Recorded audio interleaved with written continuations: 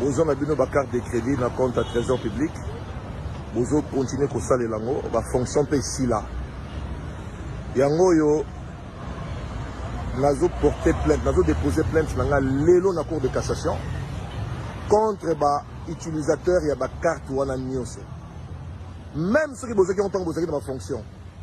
Mais l'État, tout le gouverneur à banque, même il y a peu fois la paix interpellé. Mais tout le monde a plainte bien précisé. Toyeba, il a connu basala nango. Toyeba, est-ce que ba dépense basala wana, ba dépense basala na carte wana. Et ça ba dépense etali mboka. C'est ça ba dépense na bango moko personnel. Ça c'est de 1. De 2, toyeba ba période de news wana. Gouverneur à banque va interpeller pourquoi ba réseau zébélé mais on entend encore mouké. Ya yeba ki bato baza sur ma fonction té. Poni ba nilaki ba carte wana té. Si on lelo awa nazobeta CT pour que c'est un devoir constitutionnel. Oyo constitution na biso de ça tout congolais l'article 67 naïe pour protéger bien intérêt la propriété publique. Nazo déposer plainte nanga lelo na cour de cassation ba bengi ça va utilisateur ba carte de crédit wana. Boko sakana mboka boite. Bote ka bakare minier botonda te. Bosala ba contrat moko ya lukuta mboko botonda te bozo continuer ti le photo yeba. Bo arrêter ko utiliser ba carte wana quand. Tane ti biso to luka ba mbongo pas si pour nous mbongo 7h du matin za la carte garage nanga pour luka mbongo à part politique naza pe na mo activité nanga mike o e permettant nga mo ndam ya kosunga nango population ya kosunga penga mo kosunga famille nangai. Mais ce n'est pas normal. Il faut penza to yeba makamuni basala ba carte wana. Et ça grave batwa sakana mboka ti na niveau oyo. Trop c'est trop. Et nazo continuer sur musika. Même Léon Nazali muta parti politique présidentiel.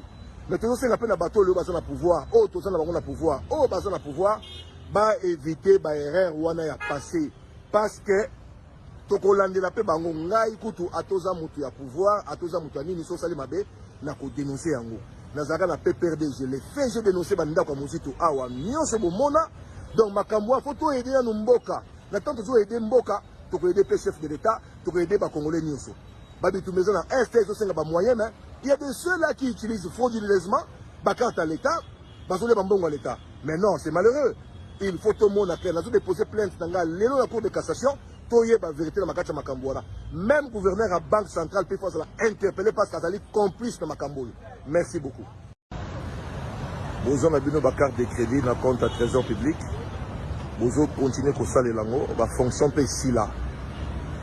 Yango yo, nous porté plainte, nous déposé plainte dans la cour de cassation contre les utilisateurs et les cartes ou en news.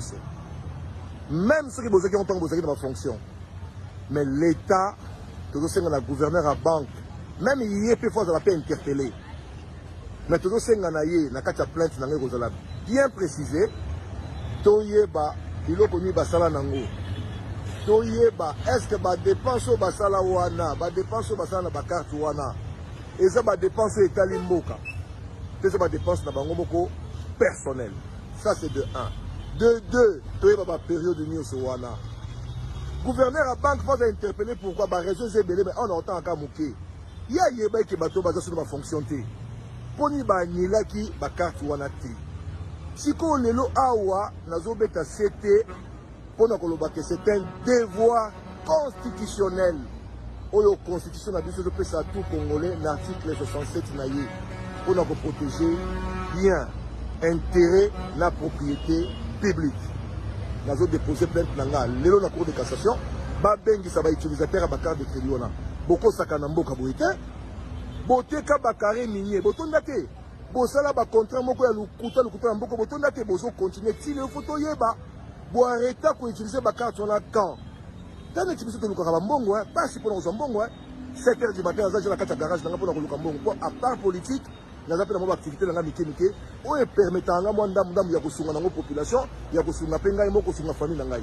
Mais ce n'est pas normal. Il faut penza to yeba makamuni basala ba carte wana. Et ça grave batwa sakana mboka ti na niveau oyo. Trop c'est trop. Et nazo continuer sur musika. Même Léon Nazali muta parti politique présidentiel.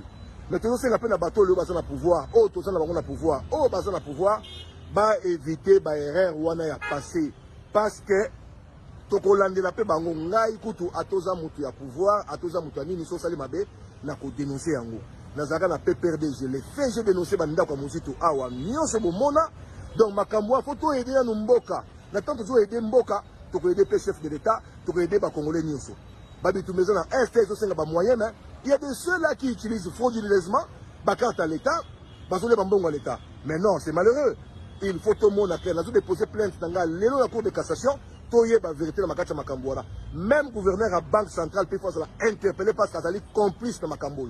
Merci beaucoup.